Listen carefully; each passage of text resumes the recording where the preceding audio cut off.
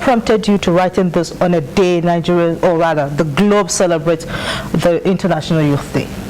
Well, it's born out of the topic that the theme for this year, on the celebration of the International Youth Day, and it bugs me a little bit to realize that even on the global scale, we're still making a push for youths to be properly represented and to be engaged in political institutions, in the mainframe of political institutions. Now, having youth in the multilateral sectors and the processes in Nigeria is not an issue, because there is virtually no organization that is viable in Nigeria that is not the youth that are driving it. Now, they are the brains behind every institution, private, public sector, name it, except in the hem of affairs and also in political institutions. It seems like the youth have been deliberately, so to say, laid to the back. All right, two things here. Are the youth deliberately laid back, or are the youth deliberately themselves not willing to be party to development and to be party to, of course, politicking in a country like Nigeria? It's multifaceted. You find out that if you look at the history of this country, of how political leadership emerged, almost all the political actors became leaders at a very young age, right from the military up to the civilian era. Even present political actors now got relevance when they were young. If you look at most of the ministers, became politically active at a very young age. But we got to a point. Were they active, on the basis of godfatherism? Because we're talking about that factor could be there. That factor could be there. But I wanted to land on the point that it seems like there is a subconscious or a conscious effort to just lay back the youth to an extent. Maybe not directly, but the fact that people begin to think that they have to recycle themselves in the corridors of power year in, year out, gave birth to the fact, or to the trend, that no new entries are allowed to come in. And we came to realize that if you have a system that same faces run that system, and that system has not been able to progress or bring up anything new, then it shows that the people that are running that system have run out of ideas. They've run out of innovations. They've run out of proactive steps that will be able to bring change in the system. That is what is happening to the entity called Nigeria.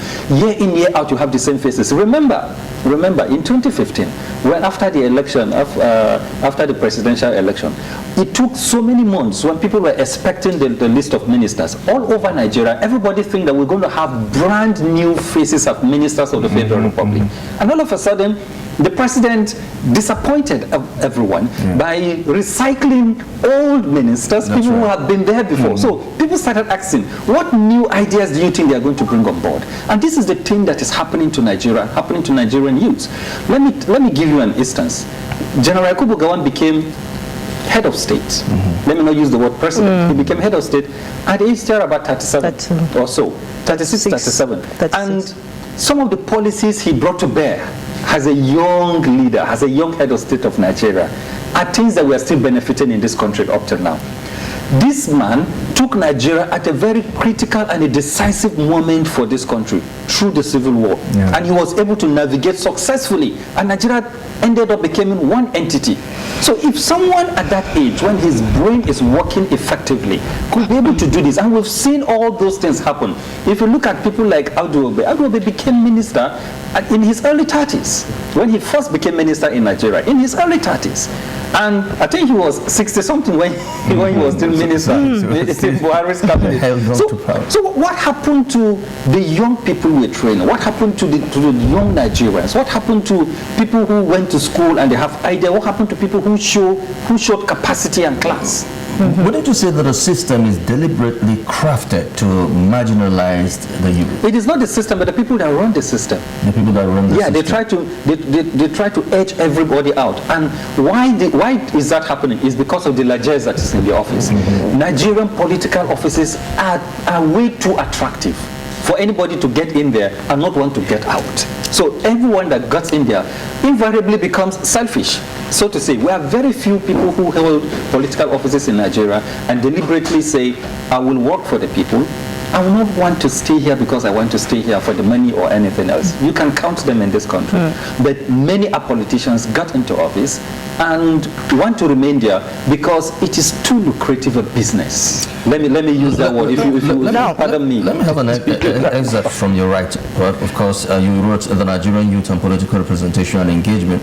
Now, in one of the paragraphs, you say, let me also refer us to a statement by former President Olusegun Obasanjo. Nobody will give you, that's the youth in bracket, power and political office on a platter of gold. You have to take it. Yeah, that statement was made by President Obasanjo at the advent of the Not Too Young to Run bill, when the advocacy for Not Too Young to Run and youthful leadership was there. So I got attracted to that statement because he invariably said the truth. He said, listen, you can talk about Not Too Young to Run for as long as you want to talk about it. Nobody is going to take these leadership positions, governorship, ministers, and give it to you. You will have to take it. And that is where the Nigerian youths are missing. And the Punch newspaper also reported Obasanjo saying this morning that they should send the old generation out of power. Yeah. He's been clamoring for this for ages. Even when the Not Too Young to Run movement came up, it's actually meant to give the youth that opportunity and platform to run for political office. But we only shouted about it, talked about it, pushed for it, we were given, but we did not continue on that particular push. There is something about strategy and implementation. You can strategize for something. Nigeria could come up, when the president signed that bill, it was not an automatic ticket for every young Nigerian. And the Nigerian youths missed it. People thought at that time that because the president signed the bill into law, that the door would just be open for the youths to come in. No, you will have to fight for it. But didn't we realize this before pushing for such a bill? Some people talked about it. Some of us talked about it. You see, what needed to be done was to create a force, a useful force.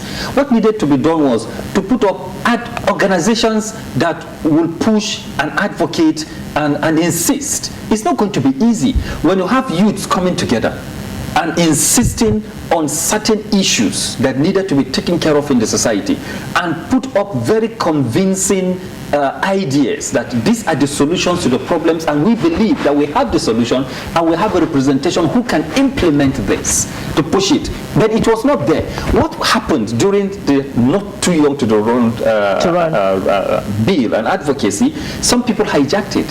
Some of the elders who had the money. You see, monetization of our electoral processes is a very, very damaging trend that is take long to recover from. That is still a problem for this nation. Yes. If the youth are going to be manipulated because of money, definitely, because they allow themselves to be manipulated. That is the point. But if the that shows that the youth of this country are not ready for any leadership position. No, it's not the issue of readiness, but the issue of knowing what approach do we give to this. That's readiness. How do we approach this? That's readiness. No, they seem to show that we are ready to bring a change in this nation, but then the processes, the steps that they need to take, it's not right. Those steps are misdirected steps. Don't you think even if they redirect their step, they may end up on booby traps set up by those in that is power. Where the deliberate, and that's what we're seeing. That's where deliberate consciousness needs to come in. That is what I'm talking about. If there is unity among the youths. No, let's forget about political parties. Now, when you have patriotism, and then you have a unity of purpose, people begin to look beyond party lines. You will begin to say, okay, Chris is the right candidate to be governor in this state. And irrespective of party, we the young people are coming together and push him up to become. But he would definitely have to ride on a particular flag. Of course, you can be on one particular platform, but when there is unity of purpose, when it comes to campaigns, we've seen this happen in Nigeria. The party does not really take. When it comes to people tell you, please don't look at the political party. This candidate is the right candidate. People have done it in this nation, and people have come up successful in elections.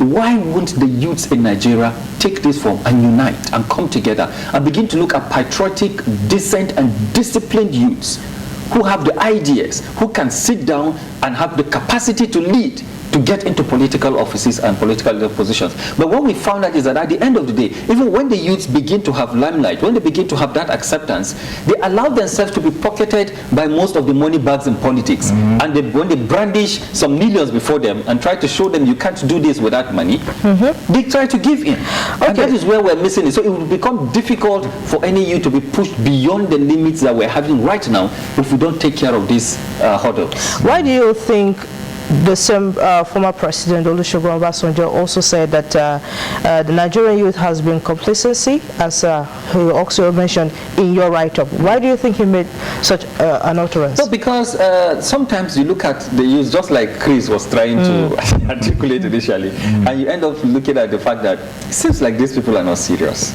you know, because the Nigerian youth have been complacent for a long time, for a long period of time. And that is why those career politicians, so to say, as I call it, were able to keep themselves in power for this long. But if the Nigerian youth had been conscious enough and not complacent within that period, when the military left office and when we got into political era, and then that activeness was not there. The Nigerian youth was inactive. The people that were occupying office were variably young, and then most of the younger ones laid back and allowed them to continue until it became obvious that these people are not ready to relinquish, even though we notice that they don't have ideas and they don't have innovations to take this country further. They are not ready to relinquish power, and then that is when the Nigerian youth began to say, okay, we better wake up, and we are still not awoken yet. Okay, well, in waking up now, in just the concluded elections in 2019, which of course the not too young to run platform or move was supposed to be the game changer for this country. Should we have that youth with vigor and energy and of course vision to push forward in that particular political dispensation, so to say? We now have another election coming coming up in 2023. Are the youth beginning to think? Are they strategizing? Are they looking towards, also cashing in on such an opportunity to change the same narrative we've been complaining for years? Unfortunately, no. That's and the reason why I'm saying no is because it's so funny, but it's painful how things happen in this country. Now, the not too young to run bill came into play, and most of the Nigerian youth took it for an end, for a means to an end. It is not supposed to be so. I expected that immediately after the 2019 elections, the people that have projected and have pushed forward the not too young to run bill will come to sit down to do an evaluation and say, okay, let's bring Nigerian youths together. What happened in 2019?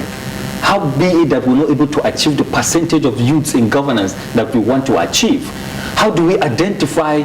Because it is not every youth that should be a leader. No. It is not every youth that should be in political office. That's right. Now, how do we begin to dissect these different sectors, these different areas of contribution by the youths, to be able to identify those with the capacity to lead against 2022 and then to begin to build up support and synergy among the youth. But right after that elections, just like you pointed, up to today, have you heard anyone say anything about the youth? Have you heard anybody mention the not too young to run bill? Maybe because like you rightly said earlier, people are waiting for the whistle to be blown in 2022 before they start shouting youth. Exactly. So let me take you to another point of view. You of course know what happened to Shovorede, the leader of the hashtag revolution now, and his role played during the 2019 elections and also the not too young to run bill. But what happened to him and how the government, so to say, clamped down on him and more or less strangled his efforts towards ensuring that the youth realize or open their eyes to certain realities and all of those things. Don't you think that is also a deliberate move or attempt to put fear in the minds of the youth, to even jettison and even forget about the push for any political office? Not really. It couldn't be. With Sowore, there's a lot of complexities around that situation. Of course. And then there are some instances where he crossed the line. okay, and because of probably he wasn't able to restrict himself and discipline himself. He crossed the line in some instances because the government or anybody who is accusing you must find a reason, must sit down to say, allow you make a mistake, and then they capitalize on that mistake. That was what happened to Sowore, but I don't think it could be a deliberate effort to scare away the youth. But like I said, even if it is, the youths have the capacity and the power in unity of purpose to overcome that. And that is what we lack. That is what is happening to us. Now, if the youth are able to come together, these things will be overcome. So how can we get a mobilizer? Someone with vision. There were mobilizers when the Not Too Young to Run bill came about. The youth are in control. They seem to have gone back to sleep. Yes, that is the problem. Yeah. The youth are in control of the cyberspace. What is the reason for them returning to their cocoon? It's the Nigerian factor. At that time, I think, they put up such meetings. There were, like I said earlier, there were politicians, there were money bags at the back who were ready to push money. I said, okay, you bring in the youth together, I'm going to give you so money to bring them together. We had so many meetings in Abuja, so many conferences taking place in Abuja at that time, and I think one of the mistakes that were made was everything was centralized. Those conferences and those meetings were not trickled down to the states. Everything about Not Too Young to Run is happening in Abuja. Why was it happening only in Abuja? Is it in Abuja that we're going to raise youth to take over Everything leadership? seemed to be happening in Abuja. And then the people who were pushing for those advocacies at them refused to realize that we'll have to rejig the policies on the political party platforms of how to mentor the youth to grow into leadership positions. Our political parties do not have those policies in their manifestos. Check the manifestos of the political parties. They only give the youth leader, and then they say, okay, we'll give you a youth leader, and then women leader, and that's it. And the money bags continue to run the party. What mentorship policy do you have as a political party? So where do we start the restructuring from in this instance? From the political parties. Okay. Looking at their constitutions, looking at their structure as a party that should give rooms for some other players of politics within the party to also thrive. That is where we should start the restructuring from? That should start from there. If we advocate for it and push for it. You see, I made a statement in that write-up, and I said, you find many instances in Nigeria where people hold political office, and when you are about to leave that office, at the exit point, the person in that office do not know who to hand over that office to. It's painful. You are already a failure if while exiting office you cannot pinpoint and say, I can depend on this person, not in the sense of godfatherism, not in the sense of having somebody to cover up for you, but in the sense of mentorship and leadership. Yes, let me give you an instance. Having a prodigy, right? Yes, let me give you an instance. Kashim Shettima has been able to do that successfully, Senator Kashim Shettima, and that is why we see Borno State becoming a shining light in Nigeria today. Somebody told me that while they were in a conference outside this nation, and I think about in France, not somebody, the former secretary to the state government, Dr. Binder, or somebody, they were in a conference outside this nation, and Kashim Shettima kept telling them of how Zulu is from a poor background, and one of the members of the House of Reps, who is a lady that just donated tens and tens of cars and this to empower her people, an empowerment program that are in Borno State, were poor people, and he knows that these people are passionate about Borno State and they will be good leaders because nothing is going to change them. And he succeeded in pinning down on Zulu. There are a lot of people who could be governors in Borno State. But he said, this man has the passion, this man has the capacity, this man is patriotic enough, and this man will not get leadership into his head, he will do the right thing. And he was able to carefully direct this succession process, and then Zulu took over. And I liked what he said earlier this year, I think last month or so. There was a meeting, and the governor was there, and he said, my boss. And people were laughing, were saying, this person, you made this person governor. He said, no, he is the governor now, and he's my boss. And he said, I am happy because my boss completed some of the projects that I initiated. Now you can only single out people with that kind of notion and vision. Let's look at the 36 states of this nation and the Federal Capital Territory and the presidency itself. Do we have this kind of mentorship idea and policies in our leadership systems. It will be to be able to have capable people it will be take over. difficult because to politicians, mentorship is godfatherism. And that is where we missed it. And this is where the youth will have to come up with organizations and advocate seriously, because we have the knowledge, we have the idea, we have the understanding, and advocate seriously on how these things should be done. Let's look at the United States, where we copied these democracies. We're out of time. Those mentorships have been there. That's And right. those- All right. Well, I think You just caught him appropriately. no better time to there's stop just than so now. much to talk about. Yeah. Definitely, And then, yes. I'm passionate about this nation. Okay. I'm passionate about the youths taking leadership, not just any youth, but youths who are patriotic enough, and youths who will want to see, who will want to do the right thing for the people. Right. Not those who will be controlled and said, okay, bring 3 million tomorrow, or inflate this contract and I want 10 billion out of it. Not those kind of youths, but youths who will be ready to say, we want to see Nigeria move from where it is to where it should be. We want to see Nigeria become better than United Arab Emirates.